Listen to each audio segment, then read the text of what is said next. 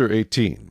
And Jethro the priest of Midian, Moses' father-in-law, heard of all that God had done for Moses, and for Israel his people, that the Lord had brought Israel out of Egypt.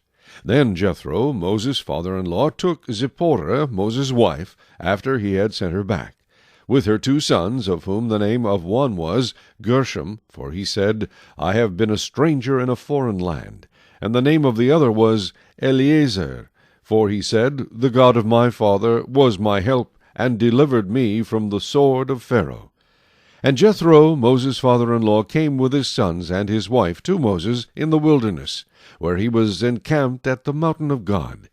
Now he had said to Moses, I, your father-in-law, Jethro, am coming to you with your wife and her 2 sons with her.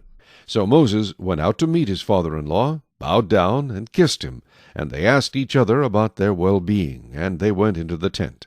And Moses told his father-in-law all that the Lord had done to Pharaoh and to the Egyptians for Israel's sake, all the hardship that had come upon them on the way, and how the Lord had delivered them. Then Jethro rejoiced for all the good which the Lord had done for Israel, whom he had delivered out of the hand of the Egyptians.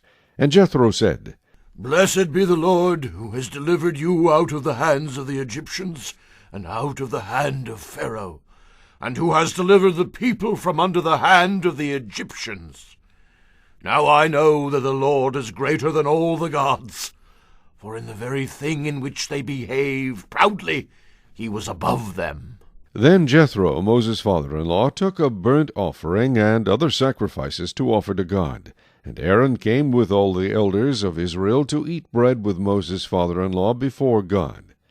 And so it was on the next day that Moses sat to judge the people, and the people stood before Moses from morning until evening. So when Moses' father-in-law saw all that he did for the people, he said, What is this thing that you are doing for the people? Why do you alone sit, and all the people stand before you from morning until evening? And Moses said to his father-in-law, Because the people come to me to inquire of God. When they have a difficulty, they come to me, and I judge between one and another, and I make known the statutes of God and his laws. So Moses' father-in-law said to him, The thing that you do is not good. Both you and these people who are with you will surely wear yourselves out, for this thing is too much for you. You are not able to perform it by yourself. Listen now to my voice. I will give you counsel, and God will be with you. Stand before God for the people, so that you may bring the difficulties to God. And you shall teach them the statutes and the laws, and show them the way in which they must walk, and the work they must do. Moreover, you shall select from all the people able men, such as fear God, men of truth, hating covetousness, and place such over them to be rulers of thousands, rulers of hundreds, rulers of 50s, and rulers of 10s. And let them judge the people at all times. Then it will be that every great matter they shall bring to you, and every small matter they themselves shall judge. So it will be easier for you, for they will bear the burden with you. If you do this thing, and God so commands you, then you will be able to endure,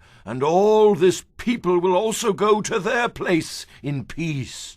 So Moses heeded the voice of his father-in-law, and did all that he had said. And Moses chose able men out of all Israel, and made them heads over the people, rulers of thousands, rulers of hundreds, rulers of 50s, and rulers of 10s.